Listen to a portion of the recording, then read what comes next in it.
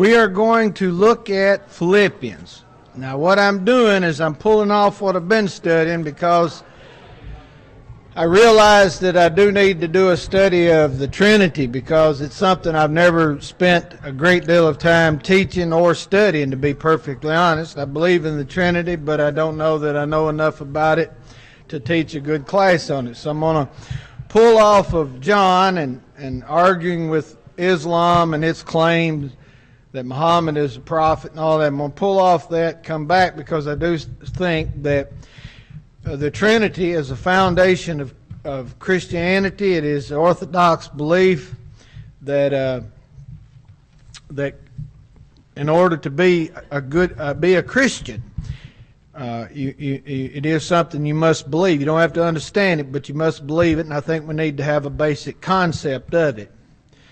That there's one God who manifests himself in three personalities. And it's not an easy subject, but it's one that we need to explore. So we're going to look today at a lot simpler book, Philippians.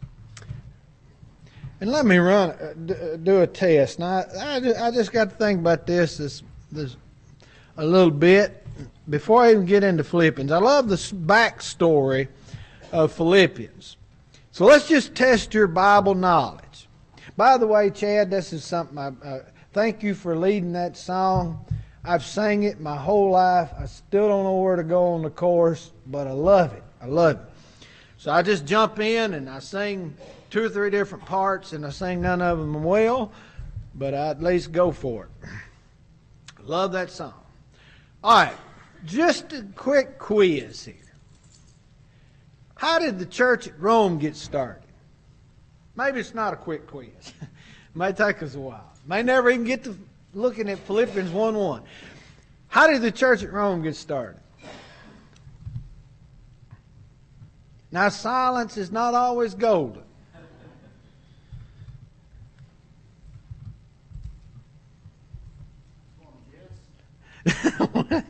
Yeah, guess. That's really all you can do on the church at Rome. Not necessarily Roman soldiers, but I'm sure some of that was true. The people on the day of Pentecost, there were Jews from Rome. And it makes sense that after a while they migrated back up there. And we do know that the early church in Rome was mostly Jewish, and then that changed. But Rome being kind of the center of the Roman Empire, well, it was the center of the Roman Empire, and it was where the jobs were. It was one of those cities that was growing so fast. It was kind of like Cairo, Egypt, and Mexico City. If you're going to find a job, you got to go to the big city, and you know they're just constantly building, and they're throwing up any kind of shack they can throw up. That's one reason Rome burned. Most of it burned at one time. It's shoddy construction and just anything nailed together, stuck together to have a place to sleep. But people migrated there. So Paul writes the letter to the Romans. He didn't start it. Now that's an exception for him because he did not like to work with a church that he didn't start. But he's making an exception here because he's planning on going to Rome, and from Rome he's planning on going to Spain to do mission work. He's going to let them help him take the gospel to Spain. Now, 1st and 2nd Corinthians, obviously, is a church located in Corinth. What happened? How did it get started? And maybe I should have told you I was going to do this, but I didn't know I was going to do it. So it'd been hard for me to tell you. How did 1st and 2nd Corinthians get started? How did Corinth get started? Paul's missionary journey. Where do you read about the start of it? You ought to take notes every once in a while. I find that to be very helpful to help remember. Acts 18. Paul preaches in Athens, Greece. In Acts 17, has little success as far as people responded. He then goes down to Corinth, which is part of the Greek territory. He's scared to death while he's down there because it's a rough place, and yet God speaks to him in a vision and says, I have much people in this city. And so in Acts 18, you have the start of the church there. All right, so that's first. Galatians, a collection of churches that Paul starts. If you were to find look for the backdrop of how the church in Ephesus started, where would you go? Acts 19. And it's one of those troubling passages, because when Paul goes there, he starts preaching, and he runs into some people. They don't even know who the Holy Spirit is, and next thing you know, they're speaking in tongues. And then there's a riot because Paul is preaching that they're to worship God, not what's her name, Diane of the Ephesians, and there's a riot in town, all that stuff. But anyway, Paul preaches in Ephesus. And there's a guy that apparently is coming. He rents a lecture hall, and there is a guy that is coming over there and listening to him. I don't know when he became a Christian, but he's going back home and he's teaching the people there, and he gets a church started. So Paul had never been to this other town or this church, of course, in that town. And I'm talking about Colossians. Paul is in Ephesus.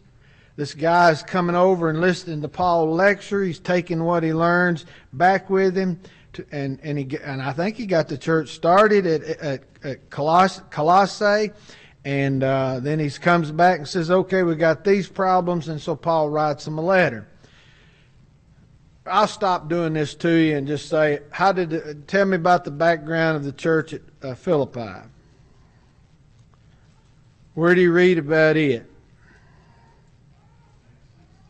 Acts 16. Who's the two families that were converted as the start of the church in Acts 16? Lydia and her household, and the jailer.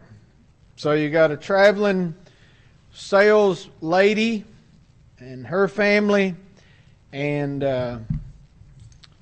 then the jailer and his family.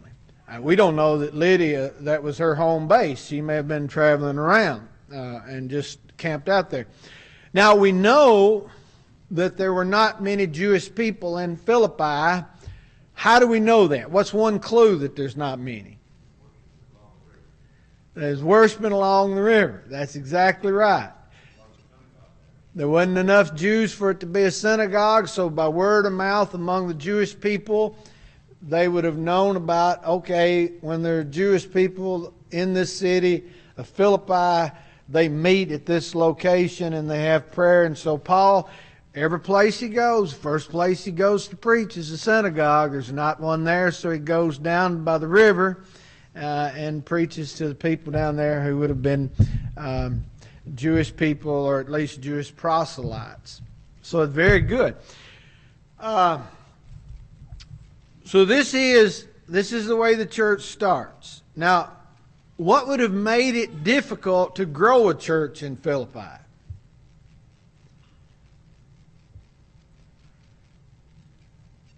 The fact that it's a Roman colony. It's not, you don't have a whole lot of Jews. You don't have people that have been necessarily persuaded to think about one God. You have a bunch of retired military soldiers. You have a bunch of retired politicians that are established to promote the Roman way of life. So they're all eat up with Rome and putting the culture of Rome on display. And people with that kind of agenda rarely are as open to the gospel as somebody who's not so proud of themselves. So Paul goes into this town. He ends up converting Lydia and her family, and then he's in prison and he ends up converting them. That's really all we know. Well, at some point later on, Paul writes to this church, and he, along with Timothy, Paul and Timothy, servants of Christ, as you can now look at your text. To all the saints in Christ Jesus who are at Philippi with the overseers and deacons. Now we talk a little bit about that. First of all, does every version have overseers? Bishops. Is that the King James? New King James. And that's an okay term too. Yeah, and it also probably tells you in the footnote that the word is episkopos, right? Episkopoi, which means to look over. So one of the duties of the elders is to look over the flock. I told you, and I'm not making fun of him, but I grew up in a church. I grew up around the World War I generation. And, they didn't have an opportunity to have much education, but they studied their Bible, and they were really good people. And here's one of those things where this man that ended up being one of our elders, he took literally. He really believed that his duty was to look over the flock, not necessarily to look out for their well-being all during the week. He thought he was supposed to look and see who all was there. But he couldn't get anybody to sit in the amen corner, and he was too shy to sit up on the stage, and so he would sit on the front row, and he would spend the service turning his head and looking around to see who was there, which is a horrible way to welcome visitors, by the way. I mean, it was horrible. But he was trying to do, as he took it literally, that he was looking over the congregation. My mother grew up in a Presbyterian church, and they had elders, and one of their elders would take a little stick and tap them on the head if they wasn't paying attention during the service. I'd like to do that myself. But anyway, overseers and deacons. Now, the word deacon is a transliteration. It's servants. Okay, now, good Church of Christ folks, what do you notice there? What do we draw from this besides the fact that the two offices in the church are elders or bishop? See, I don't like the fact that we've settled on the word just elder. I don't like that fact. That's one description of what they do. And it's the one that basically says that they're older. Okay? We never refer to them as bishops. Those people who love the King James, and there's nothing wrong with you loving the King James, why don't you call them pastors? Because the one time the word is used in the whole Bible, it's referring to elders. So why don't you call them pastors? We say call Bible things by Bible names, but we end up just using one of the 4 or 5 different names. I'm sorry, I had a conversation with somebody last night that I'm sure I've got them all stirred up now. But anyway, I'll answer my own question. We always point out, and this is true, we're right in this, folks. Whenever you see the term elders, bishops, shepherds, there's always a plurality in a local congregation. There's always a plurality.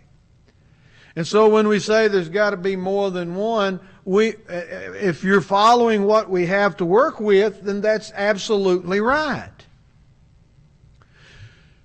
And for those of us who know church history, we also know that probably one of the very first changes was where you started having one bishop that was the head bishop. That's probably one of the first things that changes, and it changed. And you say, well, they're wrong. Well, I'd agree. And then you end up with a bishop over a city. And many years ago, when the Boston movement was still somewhat, at that time we called it Crossroads movement, when that movement started going through our brotherhood, they were one of the first groups in Churches of Christ to start using, and by the way, it was very ingenious of them, I think. They were baptizing literally thousands of people a year in places like Boston. Now, I'm not endorsing them. You understand, they ended up being cultic, very cultic. But like Boston, there hadn't been a Protestant church to grow in Boston in 100 years. Now it's a bunch of them, but they went there and they're preaching in the subways, and people said that wouldn't work, and yet it was working. It's preaching on street corners. They're baptizing thousands of people, and they're meeting in Boston Gardens on Sunday morning. Well, they believed that they needed to meet more than just Sunday morning, but they were also drawing people from all over the city. Well, you talk about, it's so different for us. You talk about cities like New York City and Boston and all of that. Everybody doesn't have a car. So getting to services involves riding a bus, hiring a taxi, whatever.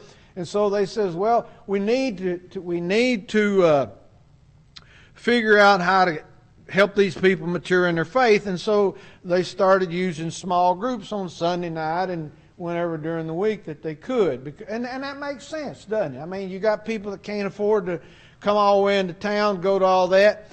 And besides that, you want to keep that influence in that particular community. So then arises, and our reaction was, that was so new to us, our reaction was, well, if they're meeting as a group, then they need to have an elder. Well, they didn't have enough elders to meet in all those house groups. So the Crossroads group, and some of you are saying, why in the world are you discussing it? I don't know. They started saying that, well, maybe we need to look at the fact that the plurality of elders was in a city, not just in a local church. So that threw us for a loop, and we had to debate all of that. I don't think it's supposed to, I think every congregation is independent. And every congregation, if they can have elders and deacons, then they ought to have a plurality of elders. And by the way, there is no room. There never has been, there never will be, and there never should be one elder controlling the other elders. That's Diotrephes, is what that is, and that's not good. And there's more than one way to control than just saying I'm in charge. Anyway, so the church has grown enough that you have this. By the way, if a church does not have qualified people to be elders and deacons, there's still a scriptural church. I think it is ridiculous. When I preached at Westmoreland hadn't had elders in 20 or 30 years, and people in Sumner County would say, well, they're not a scriptural church. They don't have elders and deacons. We didn't have anybody to be qualified. What's unscriptural is when you have people in office that's not qualified. That's what's unscriptural. But anyway, we didn't have them. But we were still worshiping according to what we consider the New Testament pattern. We were doing good deeds. We were trying to live good lives. But there were people silly enough to say that we were an unscriptural church. That's silly. Okay, so the church has grown enough that they have elders and deacons. We don't know how many, but plurality. Now, jump down to verse 3. Paul he said, I thank my God in all remembrance of you, always in every prayer of mine for you. Paul's prayer list must have been incredibly long. Seriously. You think about all the people he says, I'm always praying for. And I believe him. I don't believe Paul for 1 second was one of those people that says, I'll pray for you and then doesn't do it. I think when he said it, he did it. And now he thanked in every prayer of you making my prayer with joy because of your partnership in the gospel from the first day until now. Now here's something that is that is going to come out clear at the end of the book than is here. He's actually talking about financial support. That's part of what he's talking about here. Paul went around and at times he sold tents for a living. Let's see. Did I say sold? I think he sold. I don't think he sold. S-E-W-E-D. Why? Because he had poor eyesight. He's a tent maker, but I don't know how much actual knitting he did, little threading he did. But anyway, he didn't take money from the Corinthians, which I think he ends up realizing that was a mistake. in 2 Corinthians. That's certainly what it appears. But Paul also had churches that were supporting him. And Philippi was one of the churches from the very start that supported him financially. Like I say, it comes out clear in the end, chapter 4. So there's a good people. Probably, I'm going to say it's a small church, and I don't know that for certainty, but a fairly small church that they're helping him to be able to travel, to be able to preach in different places, supporting him financially. Verse 6, I love this. I'm sure of this, that he who began a good work in you will bring it to completion at the day of Jesus Christ. Folks, we got to believe that we can make it. Now, I know this doesn't mean anything to you, but I revert back to my own lack of understanding of grace, the understanding of the gospel. When I was a kid growing up in church, I loved church. I knew it was the right place to be, but I had no illusion at all. Is that the right word? No concept at all that most of us would ever make it to heaven, because we heard so much about how you can fall from grace. We never thought about how God can keep us in grace. So I just, I knew that I ought to be baptized, and we were going to sing "Oh Happy Day."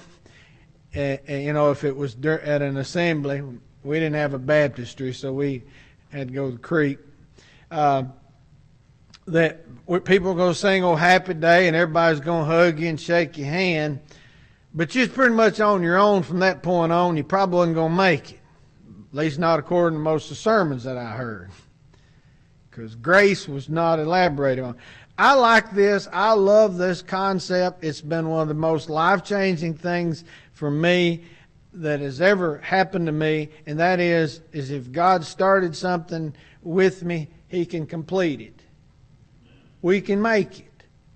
Now you walk off and leave God, you're on your own and you're out of luck. But you walk with God. That doesn't mean being perfect. You walk with God, you strive to please Him, and God can make it. You can make it with His help. Yes? David Demontic has brought grace to every place David Demontic has been. He is also very gracious. I have told people, we'll brag on David and Lethell, because Lethel's in on this too. I have told people that it's not easy to follow up somebody that's as good as David from the pulpit and in person. But then you try to follow up somebody that was preaching for free, and you're the first preacher that they've paid. He helped make that transition possible. I can never live up to that. Carla Sweat reminds me of this on a regular basis. She says, David Demontic is my preacher. You're okay, but David is my preacher. I'm okay with that. I can certainly relate to that. So he and Lethell have brought grace to me and everybody. And that's true. Tom, thank you for pointing that out, because to be honest, and David, I'll tell you this, I don't know how much you hear, but everybody looks forward to you when you still preach. I think you're slacking a little bit, not doing enough of it anymore. We'll pay you twice what they did pay you. But I've had people like Dennis Pitcock tell me that when you speak on grace, it gets him so fired up he wants to go out and do more. I've had people come to me, and I don't know that I come across as a person that stresses grace nearly enough. I don't believe I do. I've had people come to me, even here, and say, you're talking about grace so much, aren't you afraid that that's going to lead people to believing they can do pretty much anything? And that bothers me, because I believe that the more a person understands about grace, the harder they will work and the purer they will want to live. Not because they're scared to death of going to hell, because they're in love with God that shows them so much grace. Yeah. I think one of the greatest He's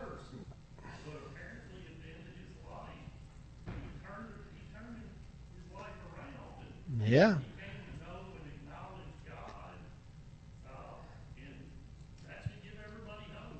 That's exactly right. Yeah, if that guy can get forgiveness, wow.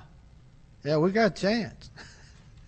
I don't like to use the term luck or chance. I know there are times where chance comes into play.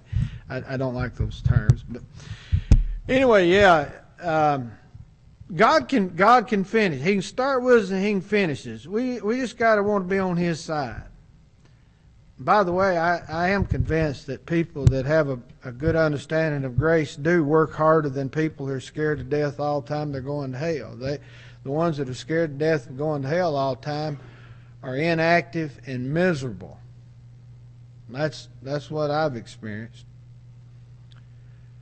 They're good at finding fault with others to try to make themselves feel better, but they still don't feel good anyway.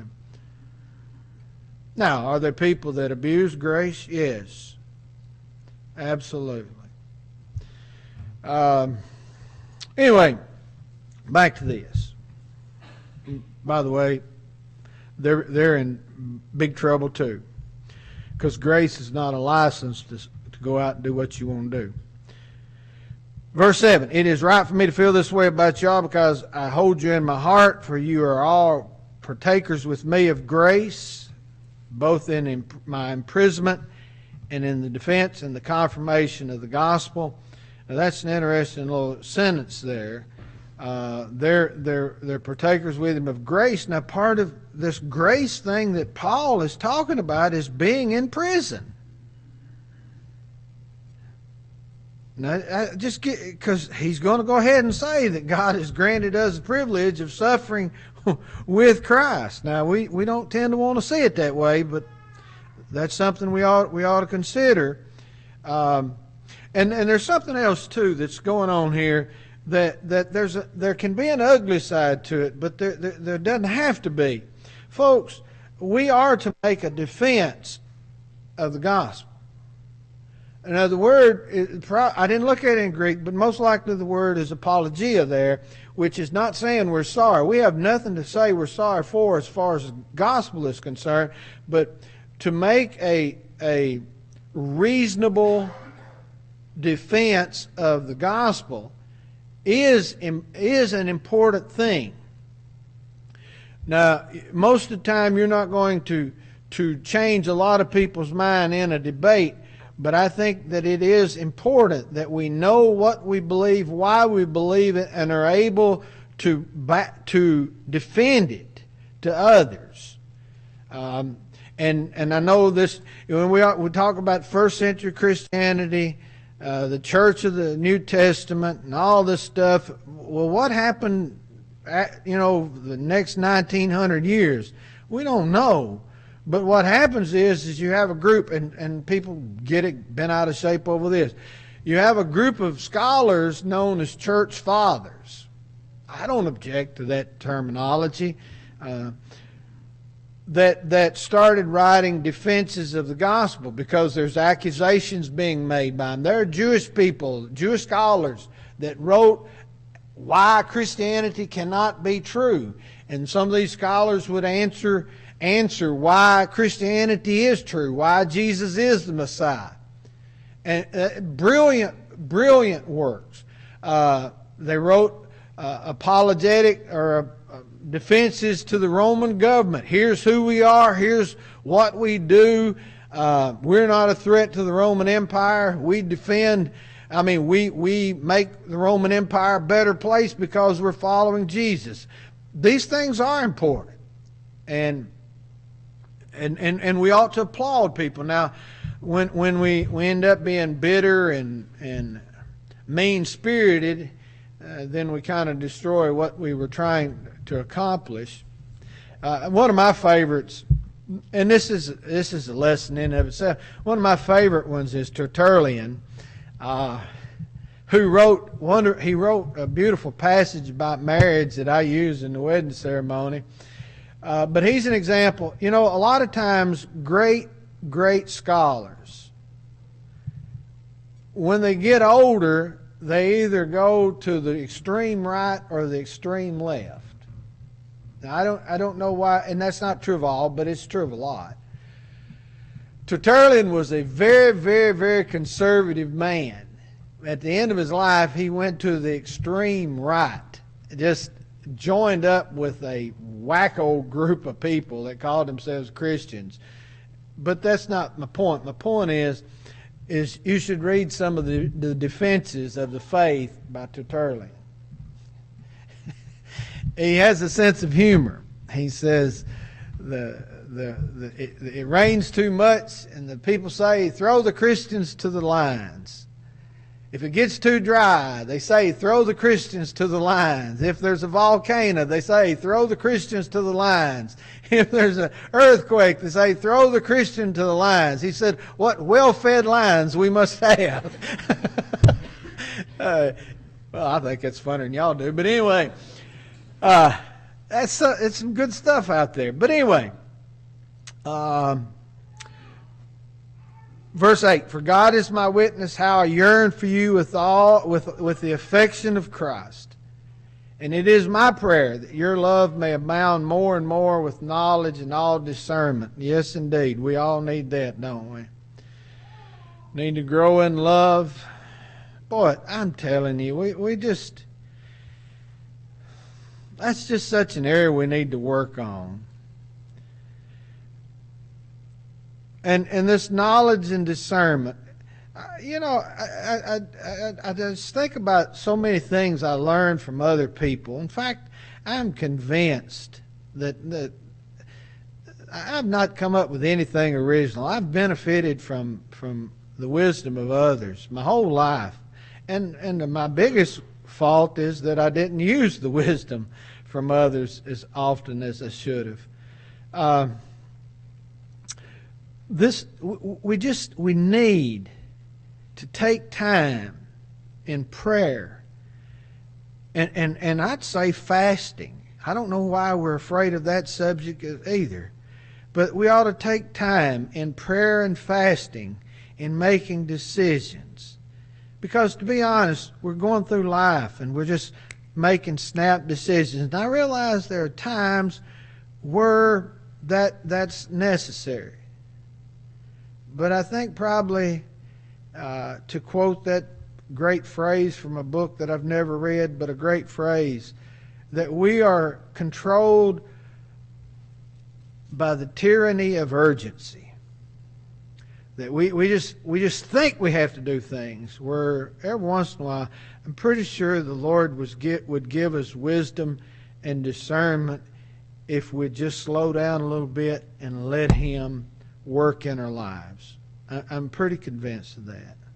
And this is coming from a person whose last desire is to slow down. I want things to happen, and I want them to happen quickly.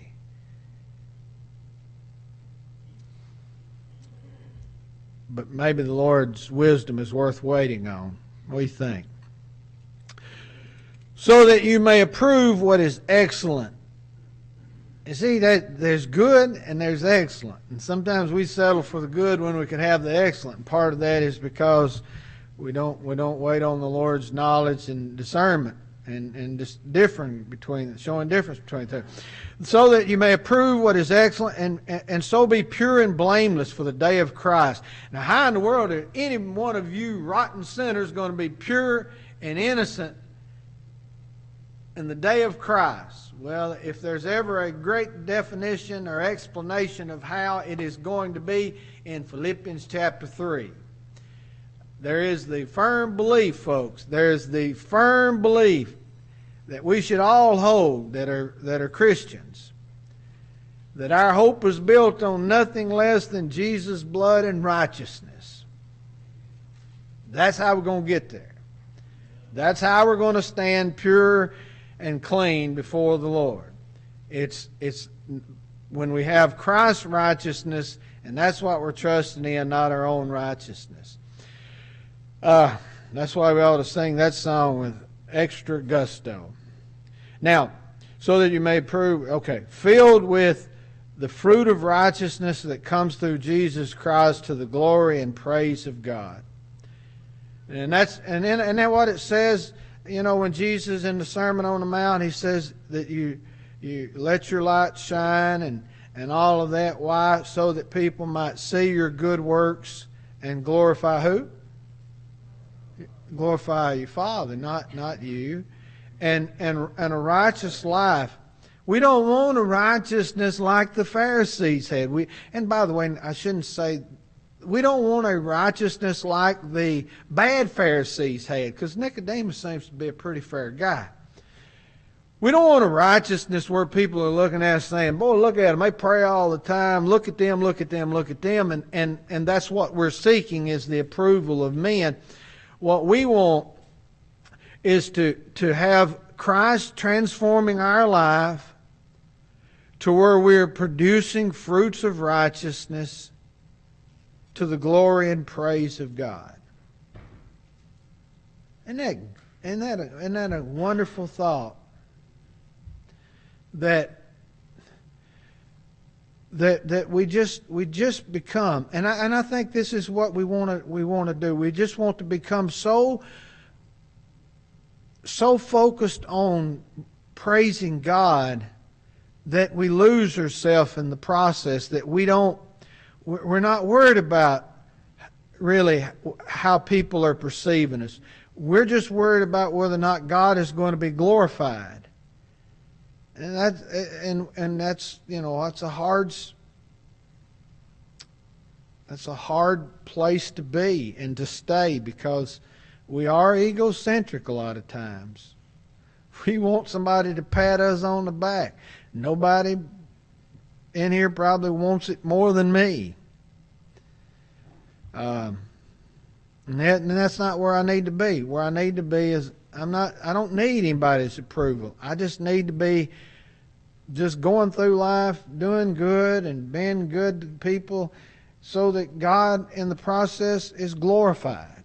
That's what we ought to aim for.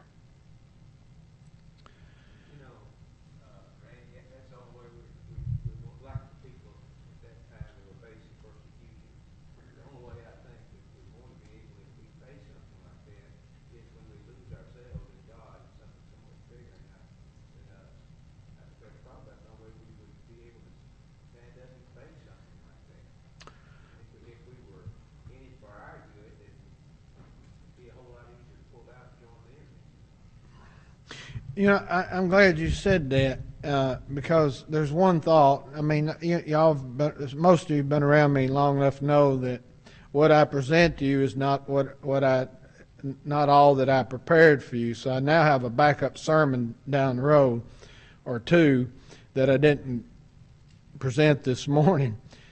But the easy life oftentimes is more dangerous to us spiritually than the difficult life, because in difficulties we rely on God. When we have all we need, we tend to rely on ourselves. So we might need to lose ourselves when we're having the good life more so than when we're having difficulties. Yeah, that phrase that Jesus said, if you lose your life for my sake, you'll find it. But if you seek to save your life, you'll lose it. That is, Jesus, I wished, I can imagine it because I read it and I go away scratching my head. Wouldn't you have liked to have been in some of those audiences where Jesus says something and then he goes and you're like, come back and explain all this to me. What do you mean? And I think that is what makes Jesus such a great teacher. Is a teacher doesn't necessarily give you all the answers. The teacher gives you a question that haunts you until you find an answer. Does that make sense?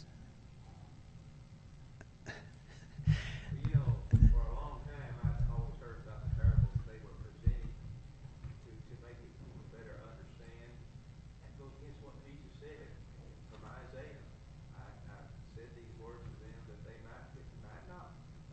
that is true of some, and then at others that have a receptive heart, they hear it, and they think and they think, and then one day it clicks. Oh man, I'm that shallow soul. Or something to that effect. I got to do better. Yeah, there's some that won't understand. That's true. All right, you're free to go eat lunch somewhere now. Don't forget, 5 o'clock this evening.